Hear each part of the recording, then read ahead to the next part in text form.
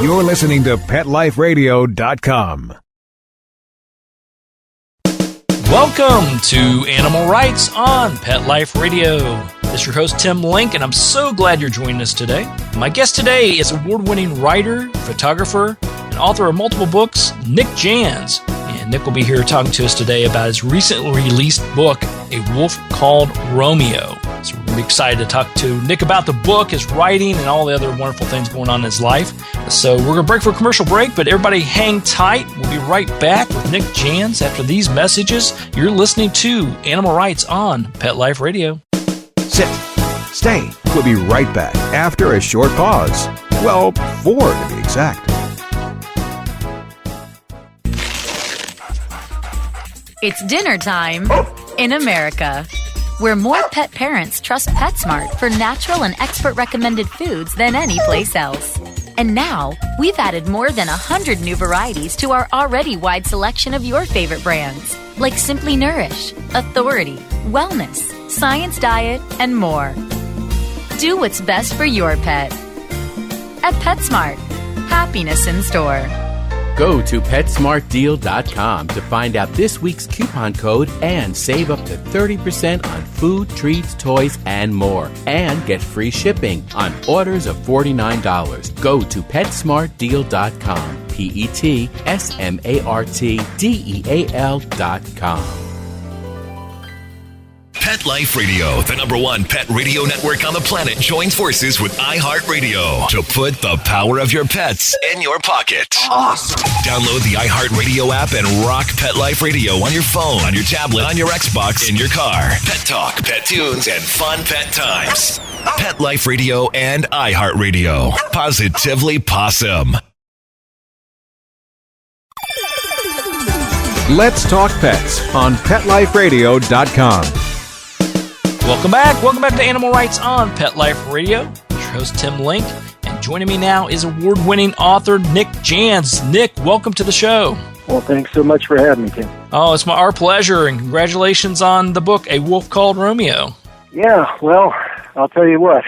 After 7 years of living the story and 3 years of writing it, it seemed to go on forever. It was really a pretty daunting task, and I'm glad it wasn't my first book. There you go. Well, I want to talk to you a little bit later about the whole process in general, because I like for our listeners to know what you had to go through to write such a great book. But tell us about the book. Give us an overview of it. Well, the short version is this. A 120-pound, totally wild wolf shows up outside our door one day on the edge of Juneau, Alaska, which is the state capital, population 30,000.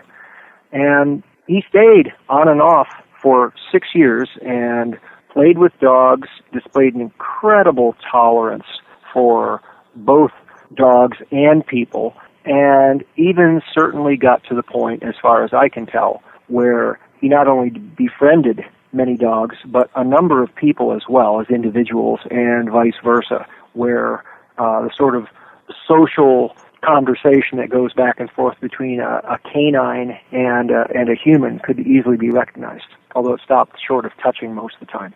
Okay. This book is the story of his life among us, and I hate to put in a spoiler here, but ultimately of his death. This is one of those books. It's 3 pages in, if you're an attentive reader, you know that the Titanic sinks, and it's just one of those things. But that's one of the messages and one of the issues that I deal with, and I use the wolf, this particular wolf and his life, as a lens for looking at human-wildlife relations, human-wolf relations in particular. Such things as, can you be friends with a wild animal? Should you be friends? What are the ups? What are the downs? And all of the folklore, the natural history, the biology, the everything is all woven into this story. And it was really quite a weave job to get it all to hold together. The book it does take you from that very intriguing, fascinating, amazing parts and the touching parts of the Romeo, the wolf, and then obviously the tearjerkers and all the sort of human rights aspects and animal rights aspects that goes into it. You've got it all in that book. Yeah, well, that was my intent always, and I write a lot about animal-human relations and sentience, things like that. I've been writing for Alaska Magazine since 1988, pretty much a piece in every single issue since 1990-something. And it's one of the things that really interests me. You know, the reason I came to Alaska in the first place was to be around big wild animals. And that ultimately led, after more than 30 years, to this unlikely relationship with this wolf. Yeah, and do you feel that Romeo may have sensed that you had that connection with wildlife and actually was a proponent behind it, or do you feel it was more of he was a character that wanted to find that relationship himself? You know, I think you can read way too much in it, and we always do like to anthropomorphize. Mm-hmm. But that said, there's a lot more going on inside those furry heads than we like to imagine. I totally believe that wolves, along with brown bears, are not a hell of a lot dumber than wild chimpanzees and gorillas, which makes them pretty smart. Right. And not only that, but in a social way that we can sort of get, and they can get us. You know, wolves, of course, more than bears, but still, it's there's much more of a window open there than into an ungulate like a moose, say, where their expressions and their lives are not the same. It's no accident, after all, that we ended up with the carefully shaped and genetically muted descendants of wolves lying at our feet and calling them our best friend. That came from somewhere, and this wolf was really, as far as I could tell, a living, breathing, missing link to that process. Wow. Another confirmation. Yeah, exactly. That's fascinating. I love that. So when putting together the book, what was there an aha moment that you realized, hey, I got to get this down in writing and share it with the world? Or what possessed you or inspired you to write the book?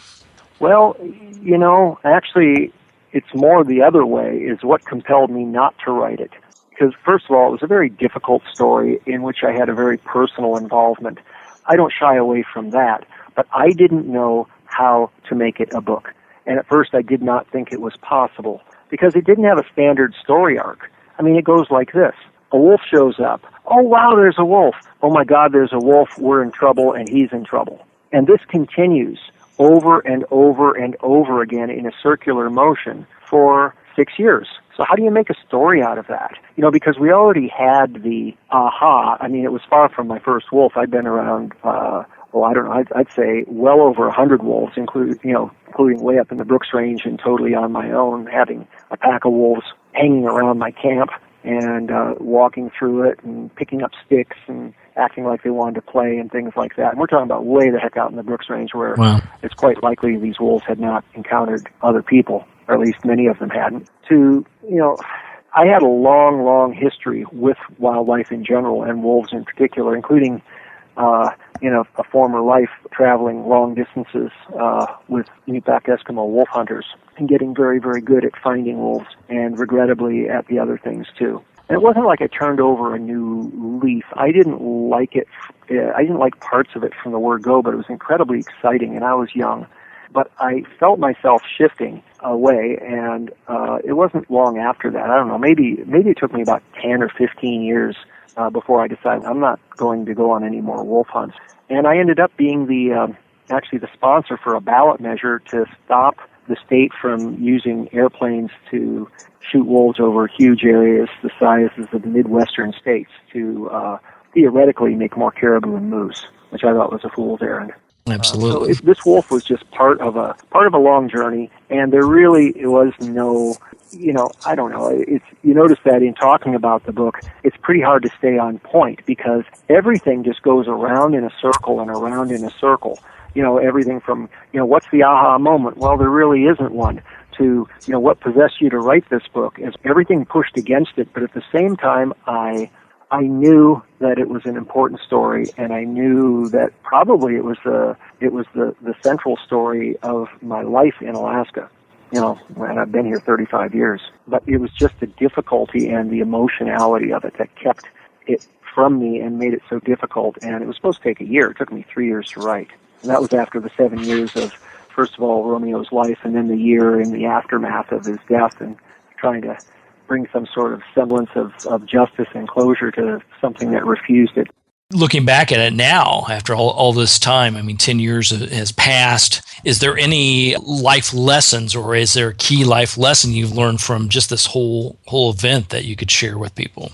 Well, I was more reminded of life lessons. I already knew the world wasn't fair and that deserve has nothing to do with anything. And I already knew that we're the most dangerous thing on this world. It just reminded me of those. But I think the lesson that it offers to all of us, and certainly drove home to me, is that every wild creature, without getting too greeny-weeny and touchy-feely, is a living entity, and each one of them is just incredible in their individual intelligence and complexity, even if it's something as strange and relatively inaccessible as, say, a varied thrush, or much more seeming so, like the grin a wolf gives you when he's trotting up to say hi, which would remind you exactly of the same facial expression and the same body language that a lab would have.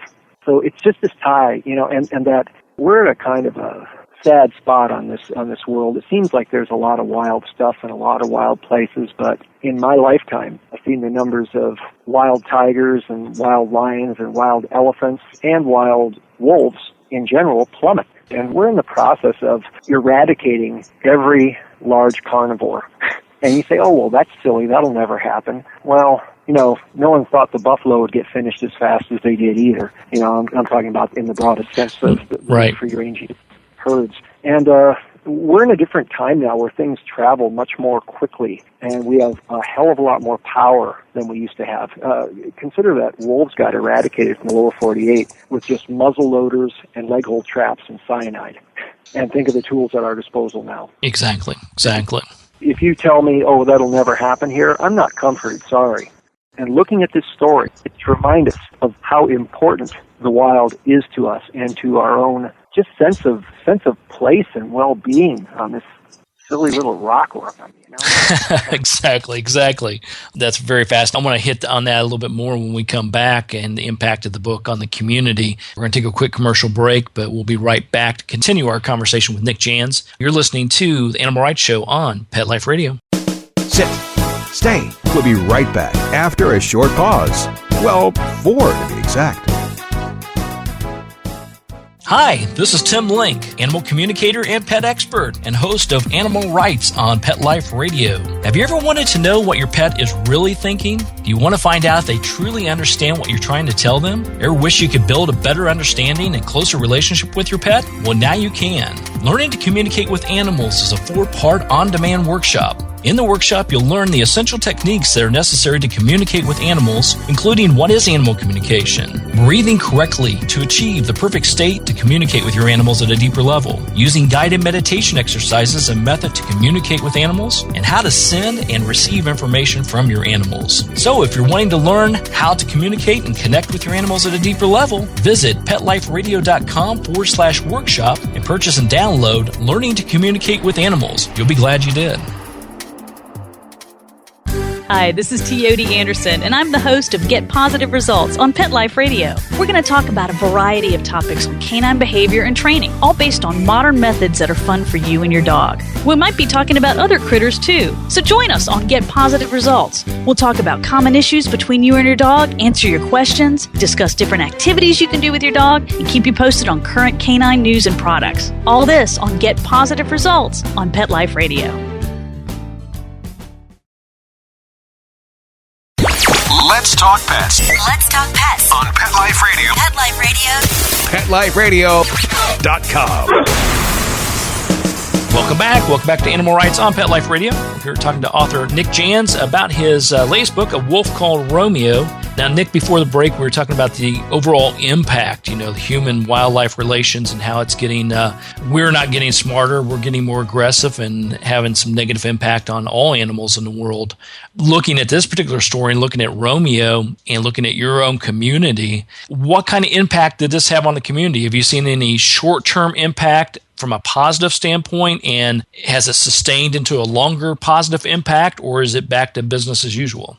Well, let's put it this way. First of all, Juneau was probably the only community in Alaska of any size where this could possibly have happened. It's much more centrist and green-minded in its politics than, say, Anchorage and Fairbanks, both quite a bit larger towns to the north. And Juneau is one of those towns that if Sarah Palin, even at the height of her fame, if she'd run for mayor, she probably would have lost. And I'm not saying that in some light way. I mean, actually, I'm certain she would have lost. I've always liked Juneau, just to let you know. Yeah.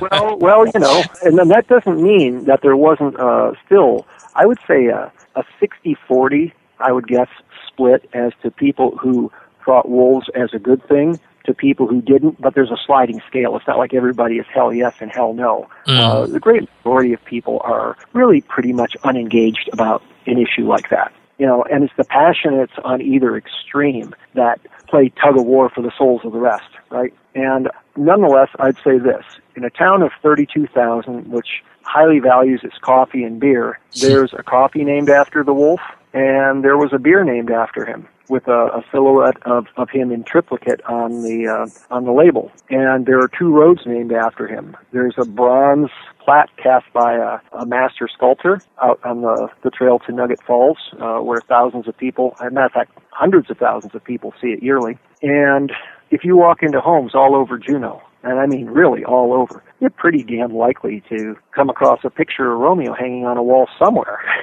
Wow. It's really pretty amazing. I mean, he became our de facto mascot and definitely left his imprint. And right now we're in the process of trying to raise the money to have an exhibit of his hide, which was confiscated from the killers, turned into a museum-quality exhibit out at the visitor center at the Glacier, which was the area where he frequented. I have mixed feelings about that, even though I'm the one who's been pushing it forward, because it's sort of like seeing your dog or one of your buddies up on the wall there. Yeah, absolutely. But on the other hand, as my wife Sherry put it, well, it's all we have left of him. Right.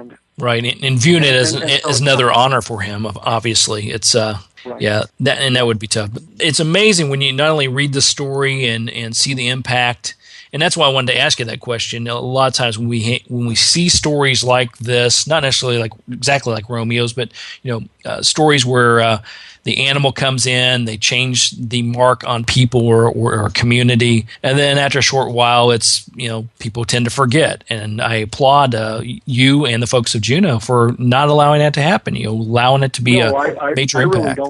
I don't think it has at all. And not only that, but this book, which has just been out a couple of months now, not a week goes by where I don't get a couple of impassioned emails, and from as far away as Brazil, people I absolutely don't know, who are the most common sentiment actually is to thank me for writing the book. And this is my 11th book, and I certainly have gotten lots of reader email, and they're always engaged, and I want the reader to be engaged, and I write with my heart on my sleeve. But this is different. People seem to value this story and for the message it carries. And I'm very heartened by that and humbled as well, because that just doesn't happen all the time. And, really, without belaboring, of course, writing is what I do for a living, but this was one of those things. It's sort of like climbing Everest on your elbows. It's like, why the hell would you do that? And the last 3 years, I put my life on complete hold. I didn't go out and do things. I went to the dermatologist because I was worried about this weird kind of oozing thing on my backside, on my tailbone. And he peered at me when I pulled down my pants and said, "You got a callus." And this is a true story, absolutely. That was from sitting down and writing the book. And 6 months later, that callus was gone. There you go. There you go. Yeah. So sometimes you had to put up with a little bit of a pain in the rear to get your message across is, I think, a good message. That's one way of putting it.